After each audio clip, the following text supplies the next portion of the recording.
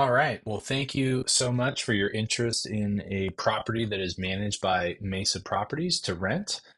This is a quick video to show you our scoring system and just the application requirements. We get a lot of questions about this. So this is just a screen share of that document that you probably found on our website or that you potentially picked up in a home that we have listed for rent that you saw.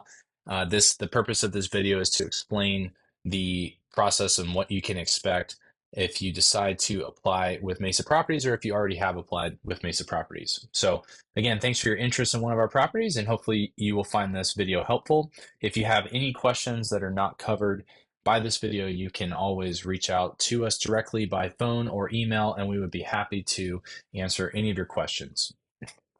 So the first page of this document is just telling you the steps of what you are going to have to do in order to apply. We use a third-party application system called Findigs, but it's integrated into our website. So when you go to our website, 123mesa.com, like it says here, then you can just click on Apply Now on the property that you are interested in, and it will automatically direct you to that third-party site. The instructions are very easy to follow. Just pay attention to what it's asking you for, because if we have all of the documentation that we're requesting up front, it will make the process that much faster and smoother. So these are the documents you'll have to provide. I won't go through everything there. And then this step is before you're given possession of the property. This is assuming you're approved. These are the things that we will ask of you and what would be the next steps after being approved. So for the purpose of this video, we're not really at this point yet. That's kind of what would happen after the fact. We just want to talk about the actual criteria and the scoring system.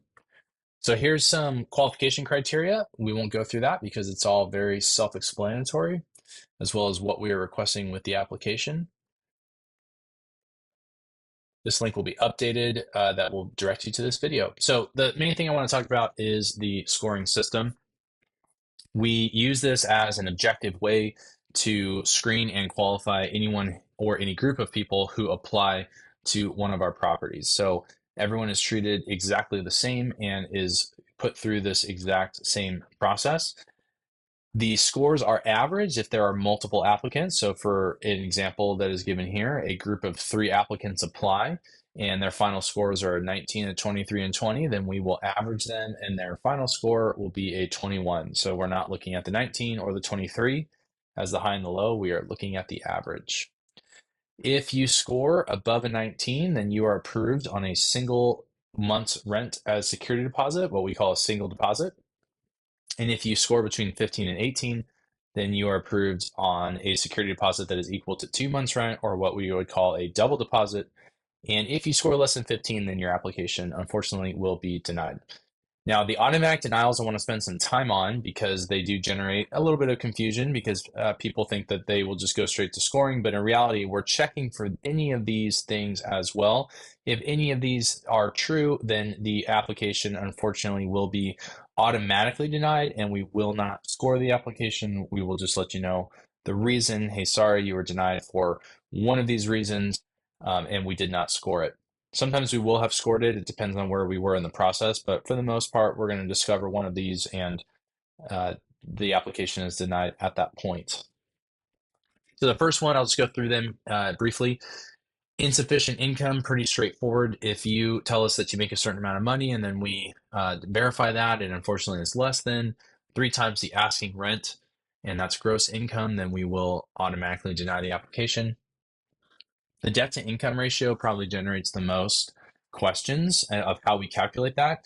The credit report that we will run for you is from TransUnion and will contain what your monthly debt payment is based on all the accounts you have open. So if you've got a bunch of credit cards and a car payment and some student loans or what have you, it's going to look at those and determine what the monthly obligation is on each one and then give a total amount. So it's like, hey, this person owes $800 a month towards all of their debt obligations. So we're going to take that and then we're going to add it to whatever the rent amount is of the property that you are applying for. So if you have that $800 amount from your credit report, and you are applying for a $2,500 unit, then you will have a total monthly debt obligation of $3,300. We're just adding those two numbers together. It's as simple as that. We will not count whatever your current rental is, obviously, as debt because you're moving from there. And if you own your home, we will only count your mortgage against you if you're keeping the house, and that would be the only way. If you've got it up for sale or if it's already sold, then we're not going to count a mortgage obligation against you. And you might say, well, I'm renting out my house and applying to rent here, so I don't want the mortgage payment to be counted against me, to which we will simply add the income that you are receiving in rent. As long as you have a lease agreement and we can verify it, we will add that income and that should balance it out. So your income will go up as your debt also goes up, and that should be, hopefully it'll help you in your favor because hopefully you're making more money by renting it out than what your mortgage payment is on it. Next is if you have any past rent or utilities owed, then that can be something that shows on your credit report, or we can find that out when we are doing a landlord verification, a past landlord verification for you. If that comes up, then unfortunately your application would be denied.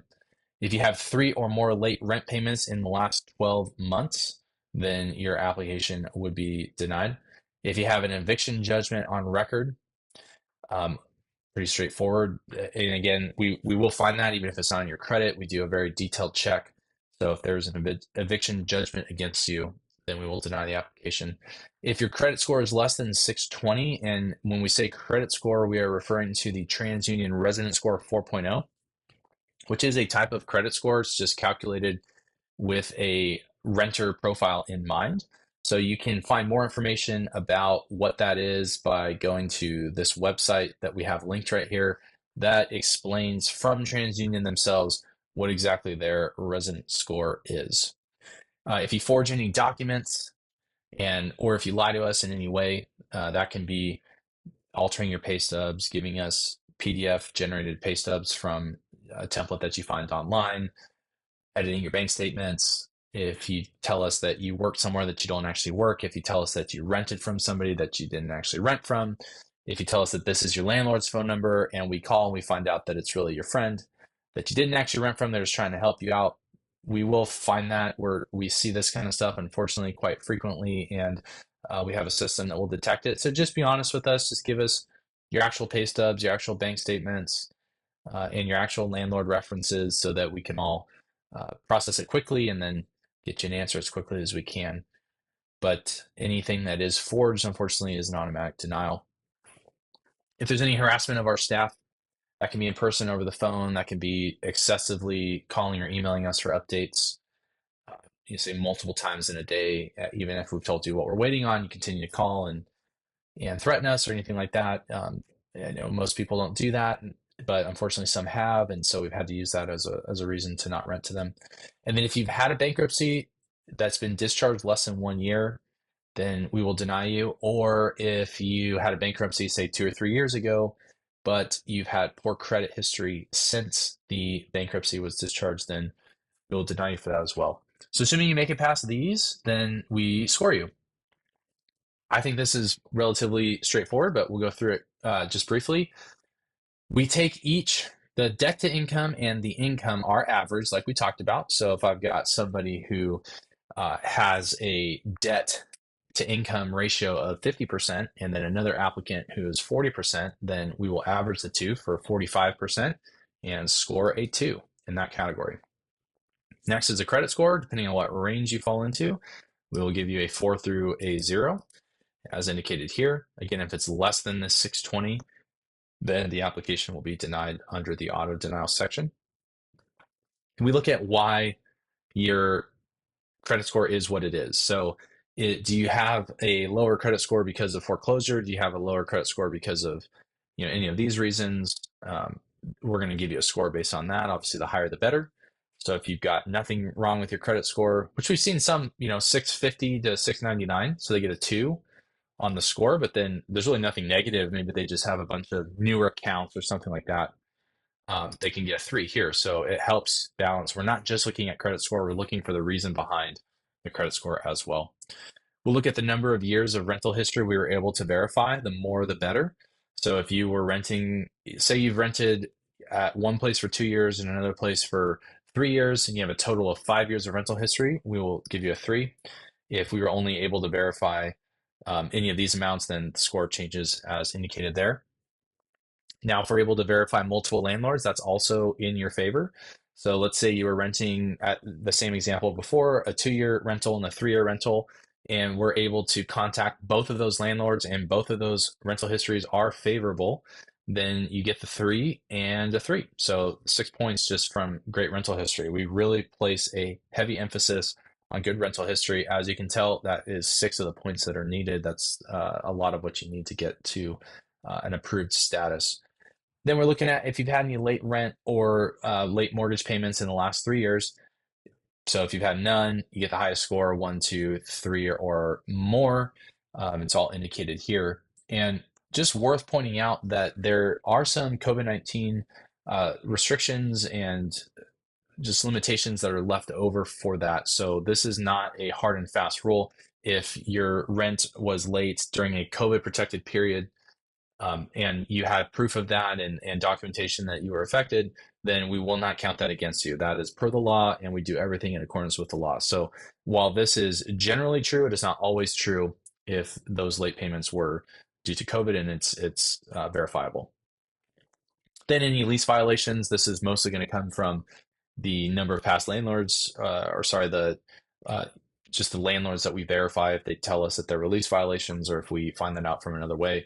And then whether or not you have broken a lease, we score that. So we'll take all of this, we'll give you a final score at the bottom, and we do the same for all applicants. So if you're applying by yourself, then whatever that score is what it's going to be. If you're applying with multiple co-applicants, then just like we showed you up here, we will average the score, and then that is what we will use as the final determinator of whether or not we rent to you on single deposit, double deposit, or if we unfortunately deny your application.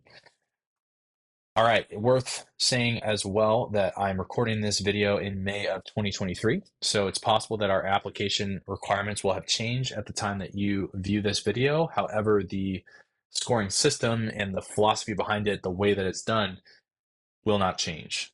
So if you have a different version of this, so this is the May 2023 revision. So if you're looking at this document and it has a different date on the revision, which is at the bottom of every page, then that is what will supersede anything that you see in this video. But the general principles behind how we process applications will not change. Again, we thank you so much for your interest in one of our properties and invite you to contact us with any questions that were not covered in this video. And we wish you the best and the best of luck as you apply to a Mesa property.